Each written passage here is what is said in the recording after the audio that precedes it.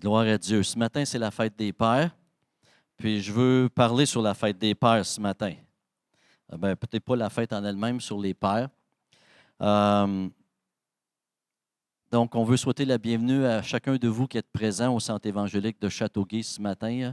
Et on vous souhaite la bienvenue aussi pour vous tous qui êtes sur le web, qui nous écoutez semaine après semaine, lorsque vous êtes, que ce soit parce que vous êtes à l'extérieur à cause du travail ou simplement parce que vous n'avez pas pu venir ce matin. Mais on veut que vous soyez bénis. Si vous nous écoutez, qu'importe où dans ce monde, on veut vous souhaiter la bienvenue dans le nom du Seigneur et que vous puissiez être bénis, inspirés par la prédication de ce matin.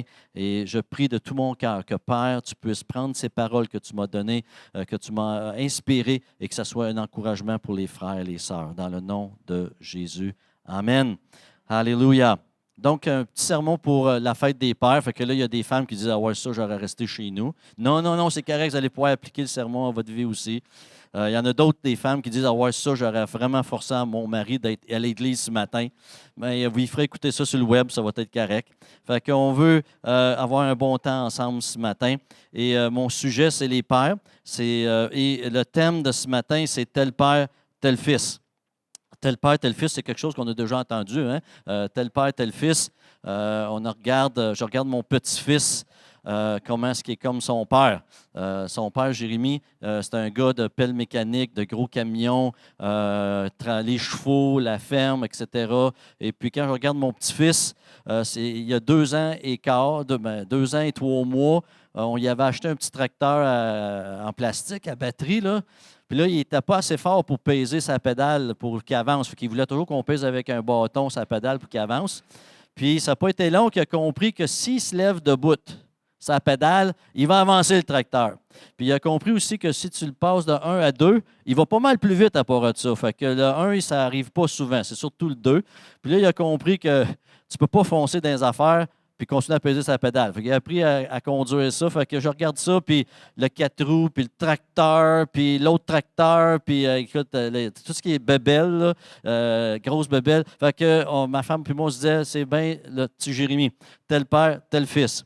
Et puis, il y a des choses quand, des fois, je vais chez ma mère, puis ma soeur est là, ils vont dire des fois, tu es vraiment comme père. J'ai de la misère à me voir comme mon père, mais eux autres, de l'extérieur, ils voient comme mon père, puis c'est tel père, tel fils. Et donc, c'est un peu là-dessus que je veux parler ce matin. Et je prie, j'espère qu'à la fin de la réunion, que j'aurais pu avoir été un encouragement, une inspiration pour tous les papas et toutes les dames aussi qui sont ici ce matin, d'avoir ce désir que notre cœur soit au même diapason que du cœur de Dieu. Qu'on puisse être cet instrument-là ou ce canal, cet instrument qui va faire que l'amour du Père Céleste puisse être communiqué aux gens autour de nous, au travers de nous autres. Et donc, je voudrais vous inspirer à cela ce matin.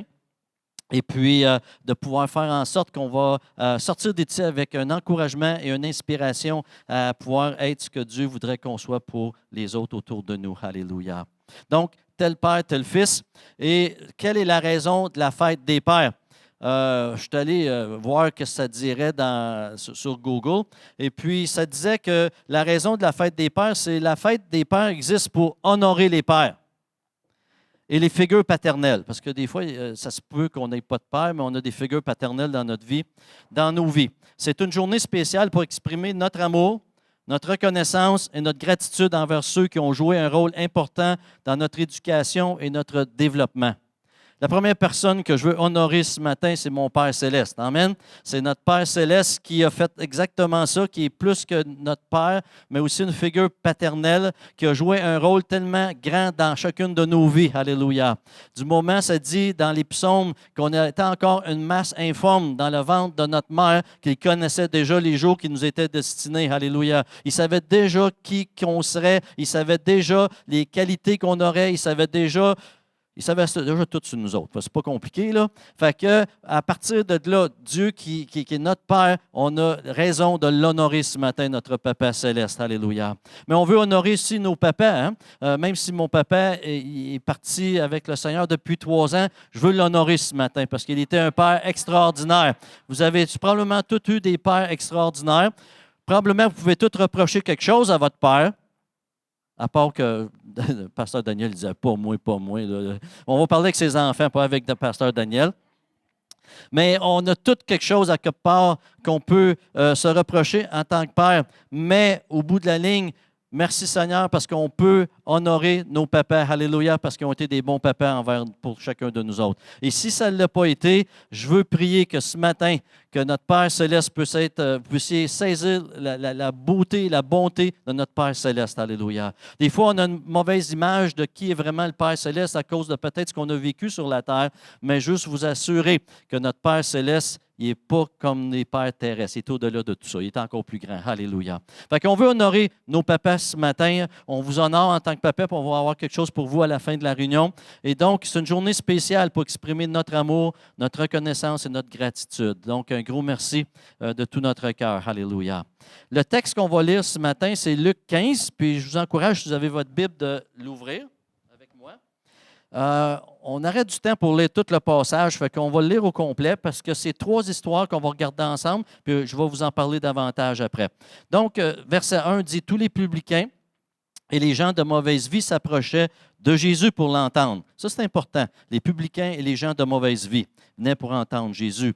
Les pharisiens, donc les gens religieux, hommes pharisiens et les scribes murmuraient, disant « Cet homme accueille des gens de mauvaise vie et mange avec eux. » Mais il leur dit cette parabole. Quel homme d'entre vous, s'il a 100 brebis et qu'il en perde une, ne laisse pas les 99 autres dans le désert pour aller après elle, celle qui est perdue, jusqu'à ce qu'il la trouve. Lorsqu'il l'a trouvée, il la met avec joie sur ses épaules et de retour à la maison, il appelle ses amis, ses voisins et leur dit « Réjouissez-vous avec moi, car j'ai trouvé ma brebis qui était perdue. » La prochaine histoire. De même, je vous le dis, il y aura de plus de joie dans le ciel pour un seul pécheur qui se répand que pour 99 justes qui n'ont pas besoin de repentance. La deuxième histoire. Ou quelle femme, si elle a 10 drachmes ou 10 pièces d'argent et qu'elle en a perdu une, n'allume une lampe, ne balaie la maison et ne cherche avec soin jusqu'à ce qu'elle la trouve. Lorsqu'elle la trouve, elle appelle ses amis et ses voisines et dit « Réjouissez-vous avec moi, car j'ai trouvé la drachme que j'avais perdue. » De même, je vous le dis, il y a de la joie devant les anges de Dieu pour un seul pécheur qui se repent. Il dit encore, cet homme avait 2 fils. L'un plus jeune dit à son père, « Mon père, donne-moi la part de bien qui me doit me revenir. » Et le père leur partagea son bien. Peu de jours après, le plus jeune fils ayant tout ramassé partit. Peu de jours après, le plus jeune fils ayant tout ramassé partit pour un pays éloigné où il dissipait son bien et vivant dans la débauche. Lorsqu'il eut tout dépensé, une grande famine survint dans ce pays et il commença à se trouver dans le besoin. Il alla se mettre au service d'un des habitants du pays qui l'envoya dans ses champs garder les pourceaux. Il aurait bien voulu se rassasier des carouges que mangeaient les pourceaux, mais personne ne lui en donnait. Étant rentré en lui-même, il dit « Combien de mercenaires chez mon père ont du pain en abondance, et moi, je meurs de faim. Je me lèverai et j'irai vers mon père. Je lui dirai, mon père, j'ai péché contre le ciel et contre toi. Je ne suis plus digne d'être appelé ton fils. Traite-moi comme l'un de tes mercenaires. » Et il se leva et alla vers son père. Comme il était encore loin, son père le vit et fut ému de compassion. Il courut et se jetait à son cou et le baisa. Le fils lui dit, « Mon père, j'ai péché contre le ciel et contre toi, et je ne suis plus digne d'être appelé ton fils. » Mais le père dit à ses serviteurs, « Apportez la plus belle robe et l'en revêtez. Mettez-lui un anneau au doigt et des souliers aux pieds. Amenez le veau gras et tuez-le, mangeons-le et réjouissons-nous, car mon fils, que voici, était mort, il est revenu à la vie, et il était perdu, il est maintenant retrouvé. » Et ils commencèrent à se réjouir. Or, le fils aîné qui était dans le champ, lorsqu'il revint et approcha de la maison, il entendit la musique et les danses. Il appela un des serviteurs et lui dit, demanda ce qui c'était. Ce serviteur lui dit, « Ton frère est de retour et ton père a tué le veau gras parce qu'il l'a retrouvé en bonne santé. » Il se mit en colère et ne voulut pas entrer. Son père sortit et le pria d'entrer. Mais il répondit à son père, « Voici, il y a tant d'années que je te sers sans avoir jamais transgressé tes ordres et jamais tu ne m'as donné un chevreau pour que je me réjouisse avec mes amis. Et quand ton fils est arrivé, celui qui a mangé ton bien avec des prostituées, c'est pour lui que tu as tué le veau gras. Mon enfant, lui dit le père, tu es toujours avec moi et tout ce que j'ai est à toi. Mais il fallait bien s'égayer et se réjouir parce que ton frère, que voici, était mort et il est revenu à la vie parce qu'il était perdu et qu'il est maintenant retrouvé. Amen. Merci Seigneur pour ta parole. Alléluia. Merci Seigneur ce matin.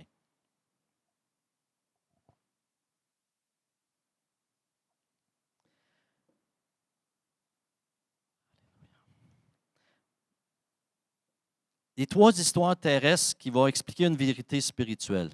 La première qui était la brebis perdue, ça nous raconte que finalement, comme on a lu tantôt, que le berger a 100 brebis, puis il y en a une qui manque, puis il va laisser les 99 autres pour aller chercher celle qui manque. Puis il va se réjouir après ça parce qu'il l'a retrouvée. La deuxième, c'était la pièce d'argent. La pièce d'argent, c'était peut-être pas grand-chose, mais elle avait un symbole très important selon ce qu'on nous explique par rapport aux coutumes juives. C'était que quand un homme payait la dot à son beau-père pour sa femme, le beau-père prenait 10 pièces d'argent qu'il donnait à sa fille qu'elle gardait comme collier. Qui regardait, que ça faisait comme, il y avait ce lien-là qui était entre les deux. Et puis, c'est pour ça que c'était si important pour elle de trouver la pièce manquante, parce qu'elle faisait probablement partie de cet ensemble de 10 pièces que son père lui aurait remis alors que son mari avait payé la dot. Donc, il y avait une importance capitale par rapport à cette pièce-là. Et à ce moment-là, c'est pour ça qu'elle s'est réjouie quand elle a trouvé la pièce. Et la troisième, troisième histoire, c'est l'histoire du fils perdu qu'on vient de lire. Qu'est-ce qu'ils ont en commun, ces passages, ces 3 histoires-là? Ce qu'ils ont en commun, c'est que les 3 ont perdu quelque chose. Dans les 3 histoires, quelqu'un a perdu quelque chose. Perdu une brebis, perdu une pièce d'argent, perdu un fils. La deuxième chose qu'ils ont en commun, c'est qu'ils étaient désespérés à retrouver cette pièce, cette chose-là qu'ils avaient perdue. Donc, le berger, il est prêt à laisser les 99 autres pour aller chercher celle qui manque. La dame va prendre tout le temps, est désespérée de trouver cette pièce d'argent, et le père est désespéré à retrouver son fils. Qu'est-ce qui me fait dire ça, qu'il était désespéré, c'est qu'il l'a vu venir de loin. Fait qu'il devait checker le chemin pas mal souvent. Je ne sais pas s'il avait placé sa chaise berçante dans la fenêtre de la maison pour quand il se berçait, il le verrait venir. Je ne sais pas s'il mettait quand il s'assoyait sur son balcon. Je ne sais pas, mais une chose qui est certaine, c'est dit qu'il l'a vu venir de loin et il a couru jusqu'à lui. Donc, le père était désespéré de trouver son fils.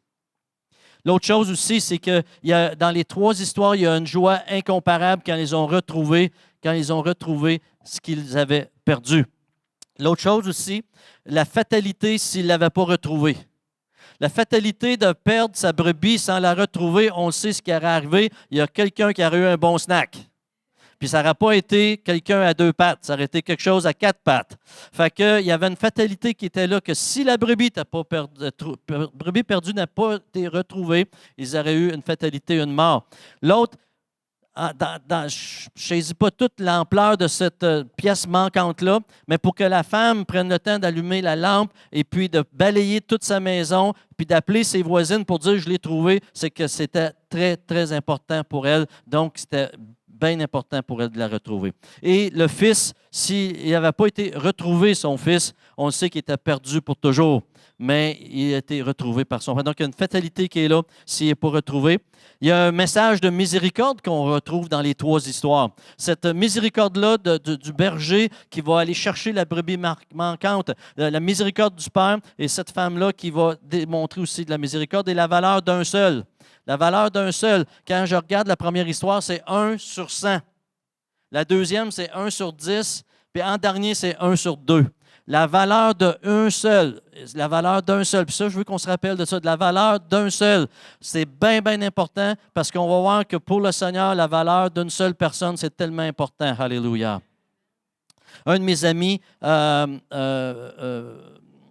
Andrew Bryce de l'île du Prince-Édouard me contait qu'ils avaient dépensé des milliers et des milliers de dollars pour faire une conférence pour jeunes pour l'île du Prince-Édouard et puis inviter tous les jeunes de la ville de Summerside.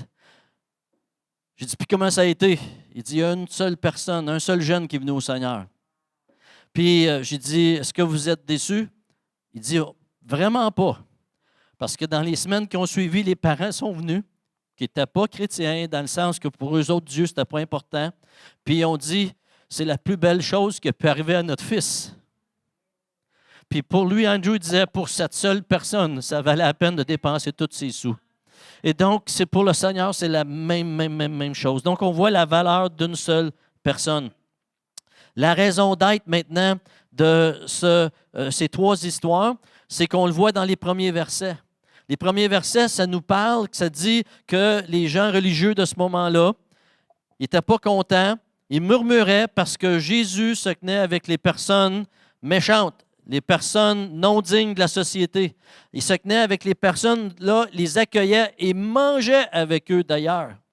Et si vous vous rappelez même, je peux m'imaginer un petit peu quand Matthieu est venu au Seigneur et quand Jésus a dit « Suis-moi », puis quelque part, Matthieu a décidé de faire un souper pour Jésus.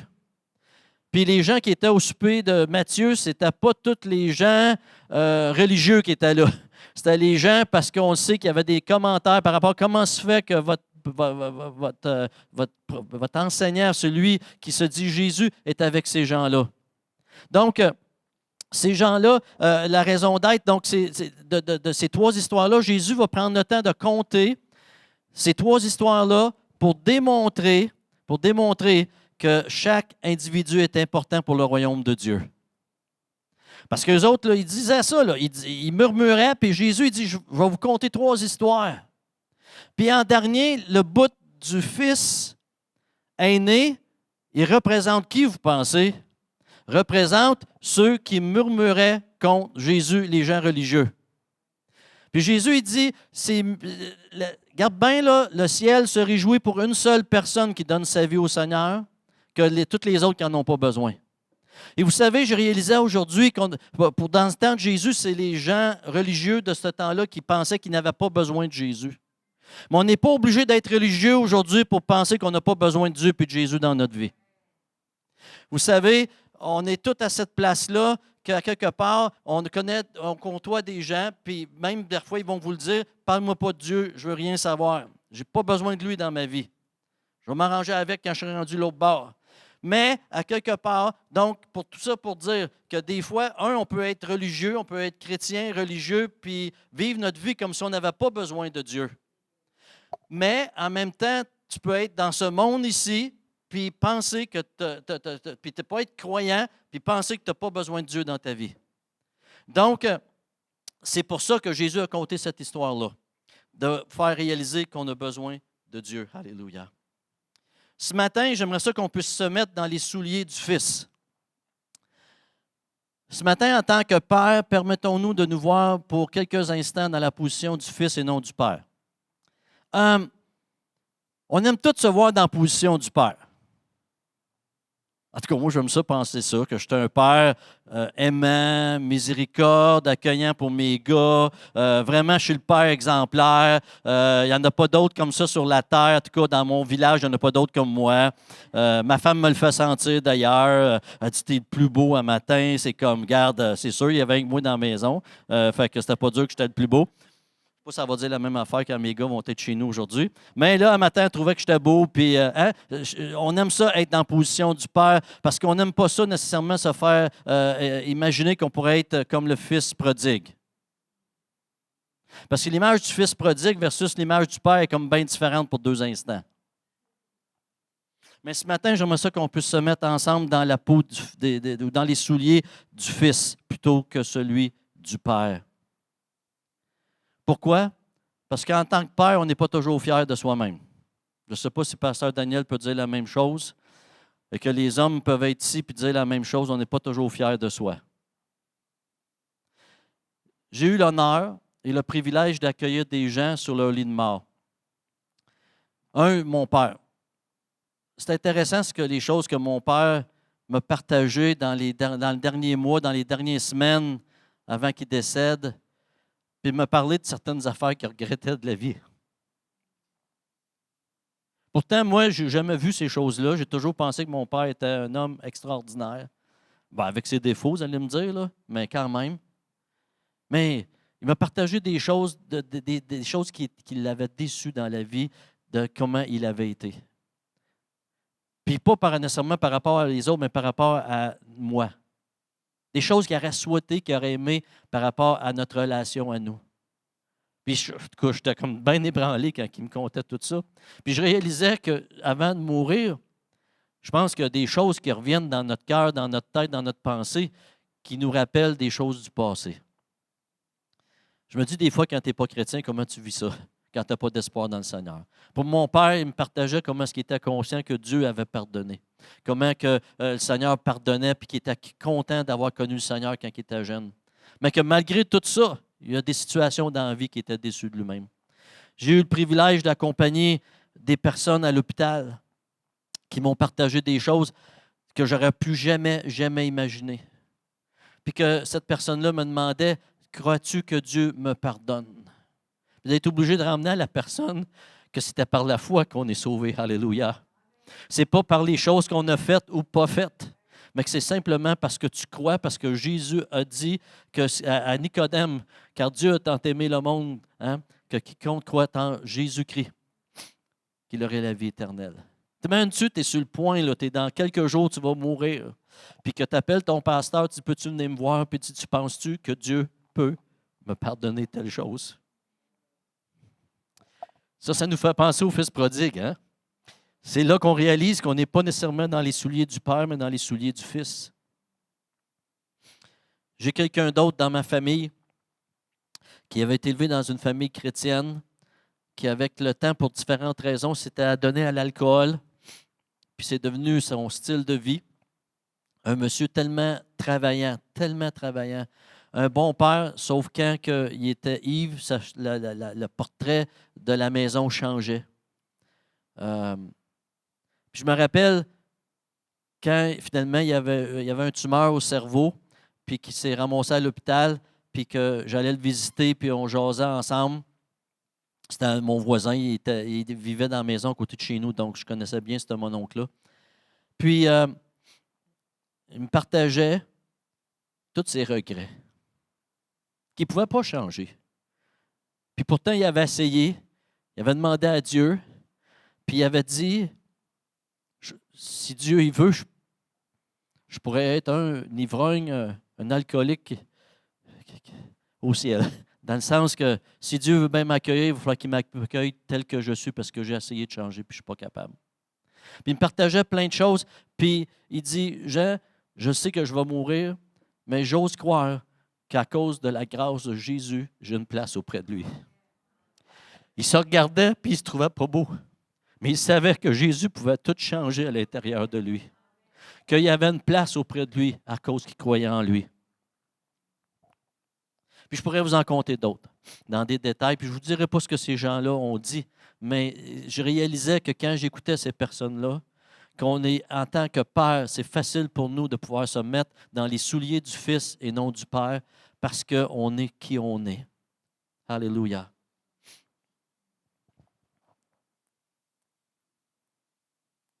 Et peut-être que ce matin, alors qu'on parle de l'histoire du Fils prodigue, que vous pouvez être capable de dire, ben moi, ce n'est pas dur pour moi de me mettre dans les souliers du Fils. C'est plus facile pour moi de me mettre dans les souliers du Fils que du Père. Puis vous savez quoi? C'est une très bonne affaire. C'est une très bonne affaire parce que je pense que c'est les premiers pas envers une liberté dans le Seigneur. Un premier pas pour devenir qui le Père est. Alléluia. J'aimerais vous partager ce matin les 3 R qui peuvent tout changer. Et la première chose que je dirais ce matin, c'est que si on veut être comme le Père est, en tant que fils, comme personne qui s'identifie au Fils, la première chose qu'on devrait faire, c'est de reconnaître le désespoir de Dieu pour me retrouver. Alléluia. Quand je réalise comment Dieu est désespéré d'avoir cette communion-là avec moi, de pouvoir me restaurer dans la position qu'il nous avait donnée avant le péché d'Adam et Ève, si je pouvais juste comprendre l'ampleur, la grandeur du désir de Dieu de me restaurer dans cette position-là, mes amis, ça changerait tellement le portrait dans notre tête. On ne viendrait pas à 4 pattes devant le Seigneur, mais on viendrait avec la tête haute, sachant que Dieu, c'est ça qui veut nous accueillir dans ses bras d'amour. Le Fils est retourné, la tête basse, puis si seulement il avait pu comprendre l'amour que son Père avait pour lui, il est arrivé à la maison en courant, mes amis. Alléluia. Mais je me demande, pendant les jours qu'il a marché pour se rendre à la maison, qu'est-ce qu'il se disait?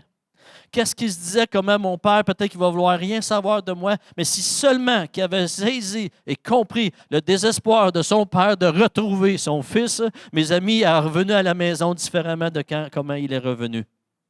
Et ce matin, si seulement que moi, Jean Leboeuf, je peux comprendre le désespoir de Dieu, de me reconnecter avec lui, d'avoir cette communion-là avec moi, ça change ma façon de m'approcher, de dire, Dieu, j'ai besoin de toi dans ma vie. Alléluia. Luc 15, 1 à 3 nous en parle. Alléluia.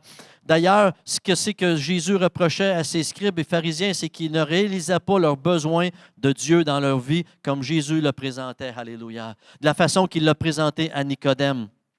Le verset 7, 10 et 24 nous parle de la joie qu'il y a dans le ciel, alléluia, pour une seule personne qui revient au Seigneur, alléluia, pour une seule personne qui donne sa vie à Jésus, pour une seule personne qui s'est pris le chemin tortueux puis qui revient au Seigneur, mes amis, alléluia, il y a de la joie dans le ciel, alléluia.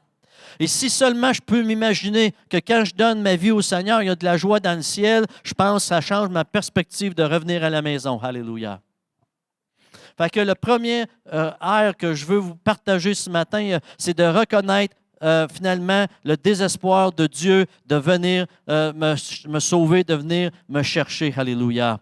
Quand on regarde dans l'histoire du berger, comment le berger est désespéré de trouver sa brebis, la femme désespérée de trouver sa pièce et le père qui est désespéré de retrouver son fils, mes amis, alléluia, ça fait en sorte qu'il y a une compréhension nouvelle de l'amour de notre Dieu pour nous autres. Alléluia.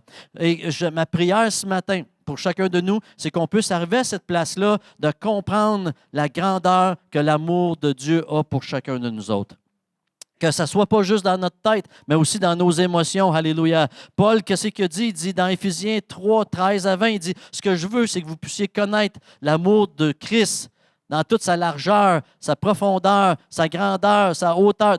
Hey, c'est grand l'amour de Dieu, que je puisse la saisir de tout mon cœur. Alléluia. La deuxième chose que je voudrais qu'on puisse réaliser, si on veut être capable d'embarquer dans les souliers du Père ce matin pour pouvoir être le témoignage que Dieu voudrait qu'on soit dans notre nation. Donc, la première, reconnaître le désespoir de Dieu pour me retrouver. La deuxième, reconnaître mon besoin du Père céleste. Alléluia.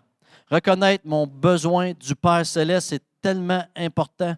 D'ailleurs, dans Luc 15, 1 à 3, dans le verset 10, 24, ça nous en parle, comme je disais tantôt, cette place-là, où ce que c'est qu'ils ont reconnu le besoin de chercher.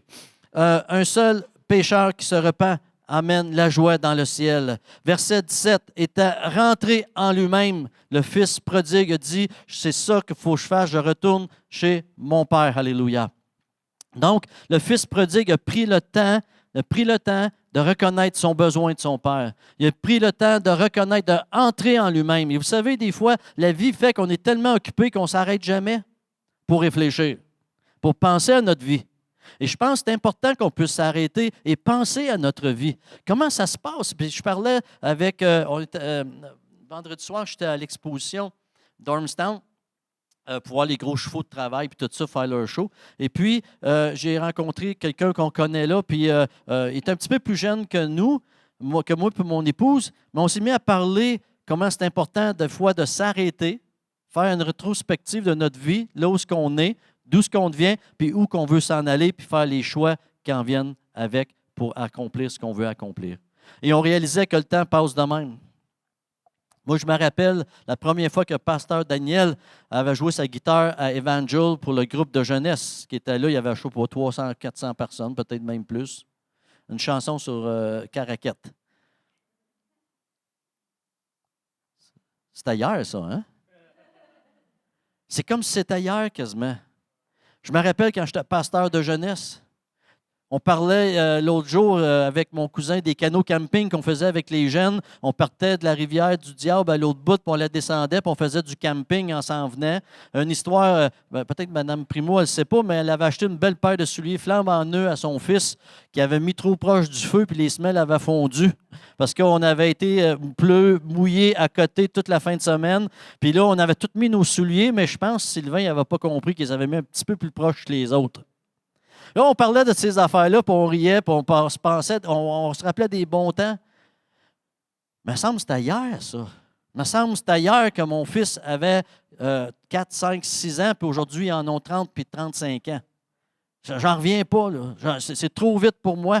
Et donc, reconnaître notre besoin de pouvoir s'arrêter, de réfléchir à notre vie, d'entrer en soi et de réaliser qu'on a besoin du Seigneur. Alléluia.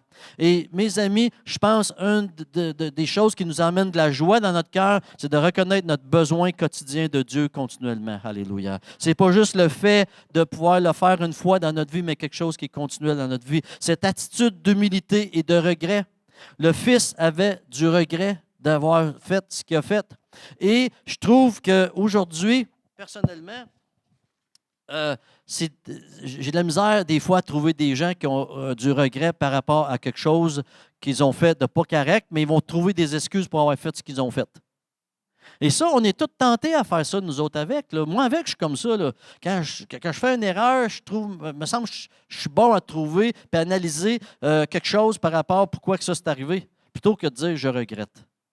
Tu sais, quand ton épouse ou ton conjoint ou quelqu'un te dit « tu as fait telle chose, puis ça m'a blessé », au lieu de trouver des raisons pourquoi tu as fait ce que tu as fait, pourquoi pas juste avoir des regrets puis dire « je suis désolé ». Donc, on a besoin d'arriver à cette place-là où ce qu'on réalise qu'on a besoin, et on reconnaît notre besoin de Dieu dans notre vie. Le troisième R, c'est reconnaître mon besoin d'être restauré. On a besoin d'être restauré, mes amis. On a besoin d'être restauré dans différentes choses. Et puis, j'aimerais vous parler ce matin de la robe, des anneaux et des sandales. Parce que je pense qu'ils sont symboliques dans l'histoire du fils prodigue. La première chose que je dirais, on a besoin d'être restauré en tant que père dans notre position de fils. Position de fils, comme le fils a été remis dans sa position de fils quand il est revenu. Dans la parabole du fils prodigue, et ce que je vous partage là, c'est quelqu'un qui me l'a partagé, ce n'est pas mon inspiration, là, c'est quelqu'un qui me l'a partagé. Dans la parabole du fils prodigue, la robe symbolise la restauration du fils à sa place et à son statut de fils légitime. Alléluia. Ce matin, en tant que père, on a besoin de se sentir restauré en tant que fils dans notre place, dans notre statut de fils légitime de notre Seigneur Jésus-Christ, notre Père. Alléluia. Amen. Elle représente l'amour, la miséricorde, la protection, signifiant que son Père l'acceptait inconditionnellement. Est-ce que vous réalisez ce matin en tant que père ou en tant que personne qui est ici ce matin que vous êtes accepté de Dieu d'une façon inconditionnelle? Alléluia. Des fois, on a l'impression qu'on a besoin de faire un paquet d'affaires pour être accepté de Dieu. Quelqu'un expliquait de faire des choses pour être accepté de Dieu. C'est un petit peu comme si vous, les dames, vous avez engagé, dites à votre mari là, tout le temps, on a besoin d'une femme de ménage dans la maison, on a besoin d'une femme de ménage dans la maison. Puis là, ton mari est tanné de l'entendre, fait qu'il se met de l'argent de côté, un budget par semaine pour avoir une femme de ménage. La femme de ménage s'en vient, puis la madame, elle dit, il faut rampailler, il faut ramasser parce que la femme de ménage s'en vient. Là, son mari dit, c'était pas pour ça qu'on avait engagé la femme de ménage pour qu'elle fasse ça. On fait ça avec le Seigneur des fois. On lui dit, Seigneur, on sait que tu es désespéré de nous trouver, on sait qu'on reconnaît notre besoin, mais on va arranger une couple d'affaires dans ma vie, là, puis après ça, tu pourras m'accepter. Si on pouvait juste réaliser ce matin, en tant que père, la déception qu'on vit des fois d'avoir été, ou ce qu'on a fait, ou des choses peut-être qu'on va faire comme niaiserie, mais mes amis, si on pouvait réaliser ce matin qu'on est restauré dans notre position d'enfant de Dieu, de fils de Dieu, et que ça, c'est une chose inconditionnelle. C'est une façon où tu n'as rien à faire. Dieu le fait gratuitement pour nous dans notre vie. Alléluia. Ça nous parle de restauration, le Père qui ordonne à ses serviteurs d'apporter la plus belle robe pour que le Fils qui revient à la porte. Cet acte indique que le Fils n'est plus considéré comme un simple serviteur ou un étranger, mais qu'il est pleinement accueilli au sein de la famille comme un Fils bien-aimé. Alléluia. Êtes-vous content de vous sentir comme un fils et une fille bien-aimés auprès du Seigneur, malgré les niaiseries et les conneries qu'on peut avoir faites dans notre vie? Alléluia. Moi, je trouve ça tellement rassurant ce matin, de savoir que Dieu, il me met une robe sur un manteau sur le dos qui nous parle de restauration, alléluia, qui nous parle d'honneur. Dans l'Antiquité, les robes étaient des vêtements importants, souvent réservés aux occasions spéciales et symbolisant l'honneur et la dignité, alléluia. Quand je pense à mon oncle qui parlait de son moment qui rentrerait au ciel,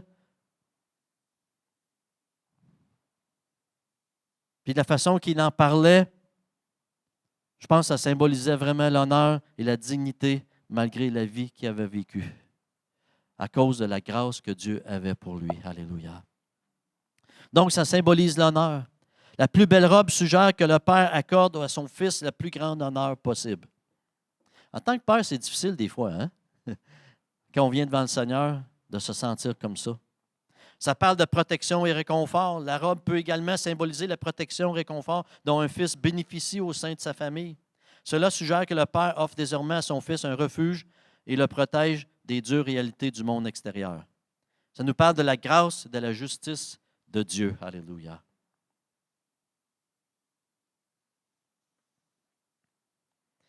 Donc, on a besoin d'être restauré en tant que fils ce matin. Fait que si vous regardez votre vie en tant que comme fils là, prodigue, on a besoin d'être restauré comme fils qui revient à la maison. Cet honneur-là qui nous est donné du Père. La deuxième chose, c'est l'anneau. On lui a donné un anneau qui nous parle de dignité et d'honneur, d'héritage et d'appartenance. L'anneau symbolise le rétablissement de l'autorité et de la dignité au sein de la famille. C'est le signe que le Fils a été accueilli à nouveau, non seulement comme un membre de la famille, mais aussi avec tous les droits et privilèges qui en découlent. L'anneau, souvent utilisé comme sceau, indique que le Fils est désormais capable d'agir au nom de son Père avec son autorité. Alléluia! Il est conscient, le Fils, qui est désormais capable d'agir au nom de son Père et avec son autorité. Et quand on est restauré dans cette position-là, qu'on reçoit l'anneau du Père céleste, on pourrait dire, on est restauré dans cette position-là qu'on peut parler en son nom, alléluia, qu'on peut déclarer des choses en son nom, qu'on peut bénir en son nom, alléluia, parce qu'il nous a donné cette autorité-là avec la bague qu'il nous a donnée. Les dirigeants, autrefois, offraient leur sceau à des fonctionnaires de confiance ou à leurs fils, leur accordant ainsi le pouvoir d'agir en leur nom et avec leur autorité. Alléluia.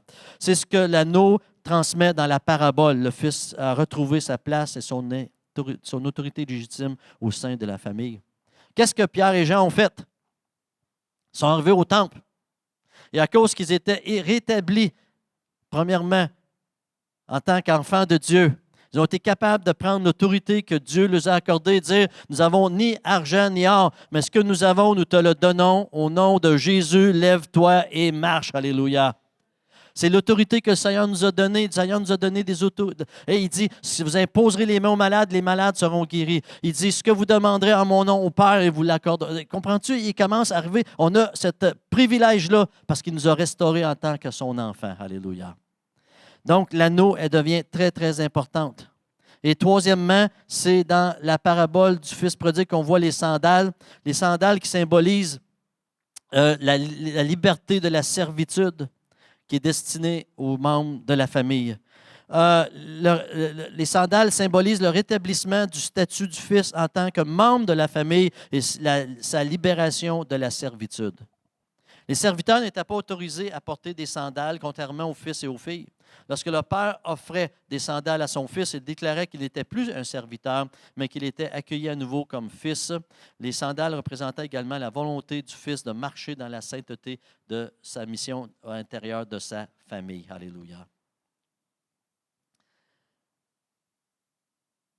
Qu'est-ce que le fils disait? Il dit, je vais retourner à la maison, je vais dire à mon père, je ne suis pas digne d'être appelé ton fils. Le père dit, non, non, non, non. Tu vas devenir mon fils encore. Tu es mon fils. Je te déclare mon fils. Je te mets une robe. OK, mais je vais faire toutes les autres choses. Il dit, je te donne mon autorité de parler en mon nom et de faire des choses en mon nom. Troisièmement, il va arriver à cette place-là, puis il va lui dire, je te donne même des sandales. Et ces sandales-là démontrent, parce que le fils a dit, je vais devenir ton serviteur, je vais devenir ton esclave. Puis le père dit, je ne veux pas que tu sois mon esclave, je ne veux pas que tu sois mon serviteur, mais je veux que tu sois mon fils. Alléluia. Et quand je pense à tout ça, mes amis, par rapport à nous et au Père céleste, alléluia, on est facilement capable de se mettre dans les deux souliers du fils perdu. Puis qu'on arrive à cette place-là, qu'on reconnaît que Dieu est désespéré de nous retrouver, que nous sommes conscients et que ce que nous voulons, alors qu'on rentre en nous-mêmes, on reconnaît notre besoin de Dieu et qu'on accepte d'être restauré, alléluia, en tant qu'enfant. J'ai plus besoin de marcher comme un esclave. J'ai plus besoin de marcher comme un serviteur, mais je marche en tant qu'enfant de Dieu. Alléluia. Je marche en tant qu'enfant et je peux à ce moment-là pouvoir dire que je suis enfant avec le fait que je sois restauré dans mon honneur. Alléluia. Je suis restauré dans ma dignité. Je suis restauré avec ce que Dieu me donne, qui je suis, à cause qu'il vit en moi. En plus de ça, il me donne son autorité de marcher en son nom. Et troisièmement, il dit, tu n'es plus un esclave, mais tu es un homme libre. Alléluia. Maintenant, j'aimerais ça qu'on puisse se mettre à ce moment-là à marcher dans les souliers du Père. Alors qu'on a vécu ces trois principes-là de reconnaître le désespoir que Dieu a de nous trouver, reconnaître notre besoin, qu'on accepte d'être restauré dans le Seigneur, à ce moment-là, on peut commencer à vouloir porter les souliers du Père. Puis commencer à être cette personne-là qui communique ce que le Père a communiqué là, à son Fils, qu'on puisse commencer à le communiquer à nos enfants, à nous, premièrement.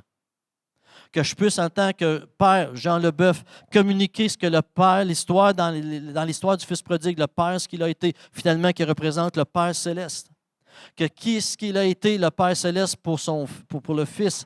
Eh bien, moi aussi, je peux commencer à communiquer les mêmes valeurs, les mêmes principes, de pouvoir arriver à cette place-là, de pouvoir communiquer à mon fils comment est-ce que Père Céleste veut le restaurer dans sa dignité d'enfant de Dieu, etc. Puis aller là. Puis d'être celui-là qui peut communiquer aux autres autour de nous l'amour du Père. Alléluia. Je veux vous inviter à cette chose-là ce matin, à marcher dans les souliers du Père.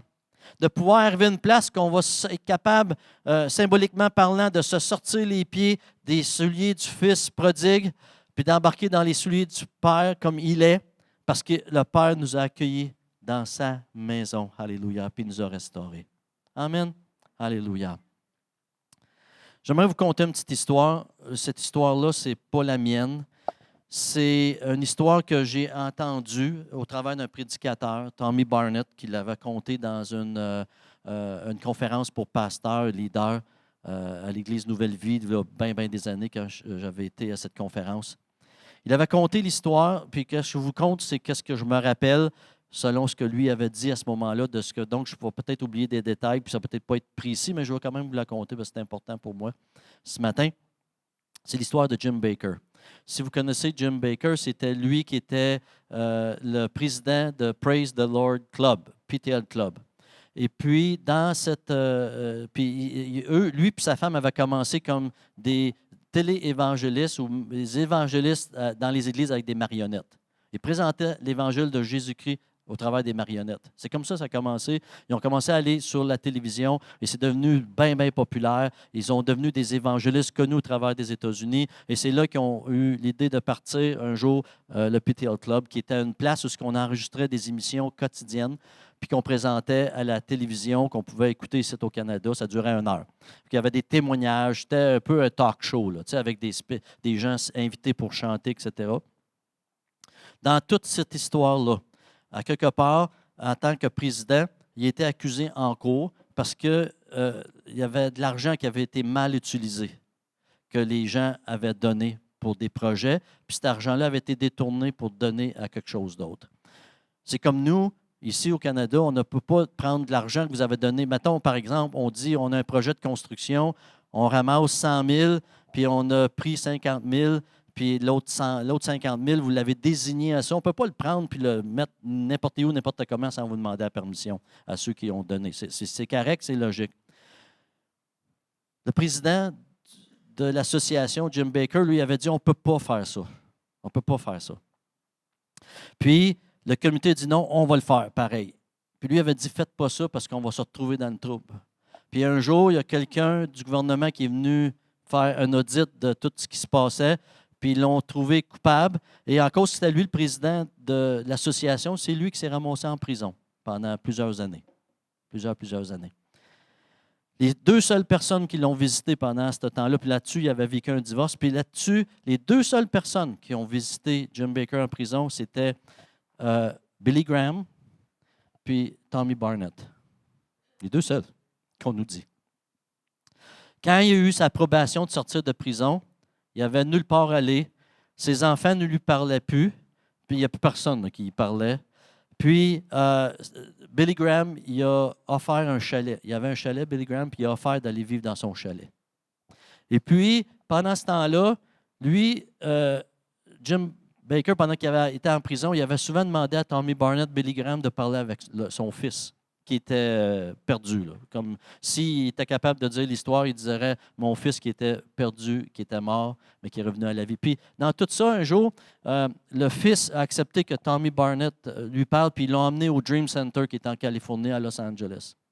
Et de là, le fils a accepté le Seigneur, puis il est devenu, qui a fait partie du club des skateboarders. Fait que là-bas, ils ont des différents ils ont des différents programmes, mais aussi différents ministères. Il y a le ministère des skateboarders. Les autres, ils vont faire du skateboard puis ils partagent de l'Évangile avec les autres qui sont là. Il y a différents, au Dream Center, beaucoup d'aide. Ils aident les jeunes filles à sortir, les jeunes de sortir de la rue, puis leur donner de l'école, puis une vie, etc. En tout cas, ils font plein d'affaires. Puis, dans ça, une fois par année, ils invitent, je pense, c'est 7000, je crois, pasteurs, leaders, à une conférence pendant plusieurs jours, payés à leurs frères eux autres pour qu'ils puissent venir pour les bénir. Et puis, dans tout ça, pendant la conférence, ils présentent les ministères qu'ils ont. Entre autres, quand c'est le ministère des bikers, mais là, il y a les bikers qui passent avec leur bicycle sur le stage.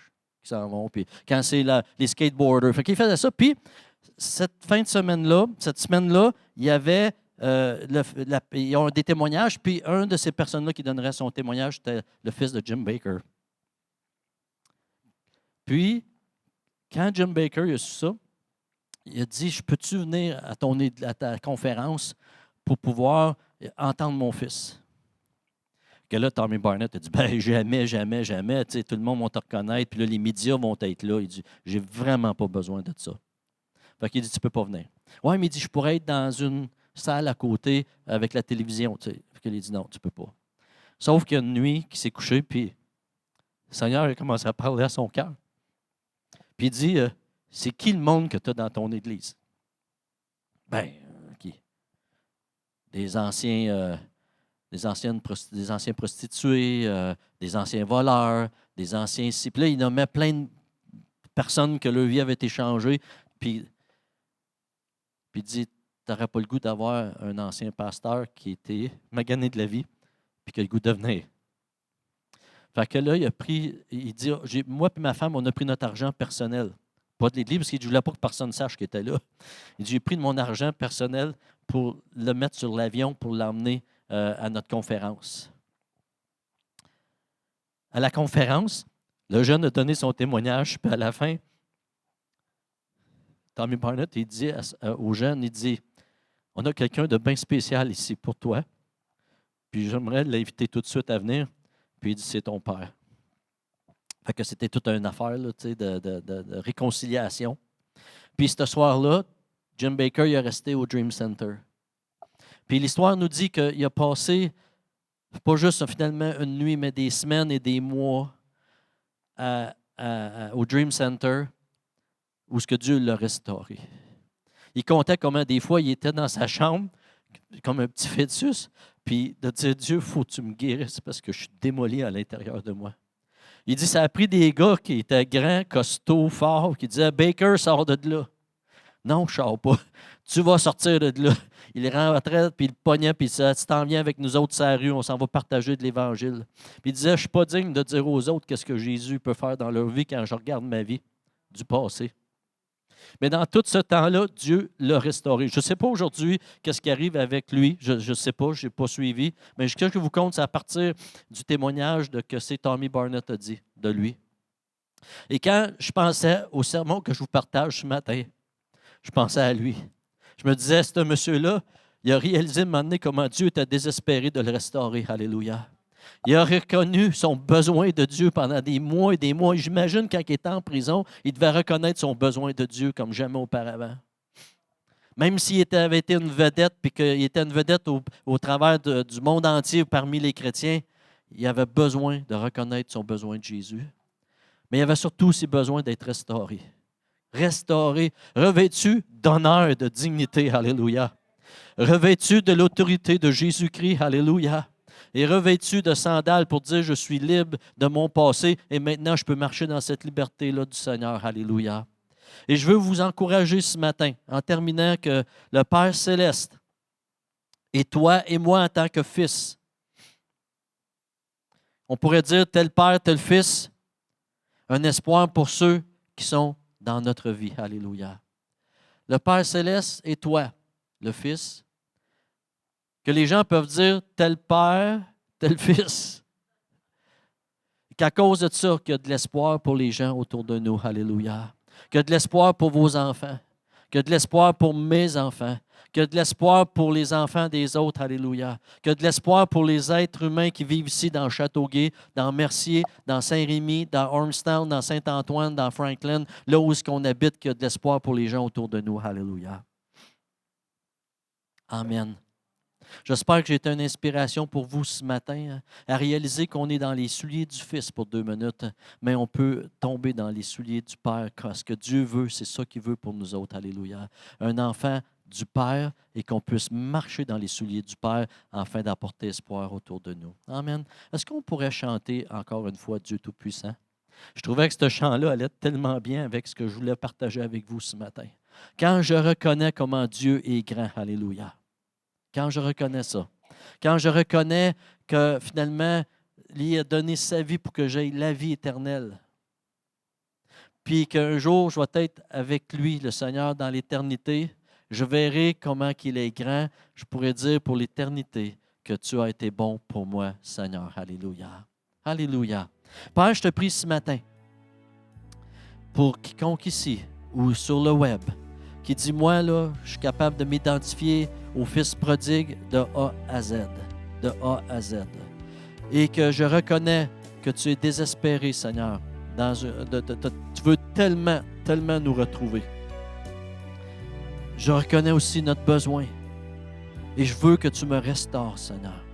Je te prie que ça arrive pour quiconque ce matin te le demande. Et fais cette prière-là dans le nom de Jésus, Père. Amen.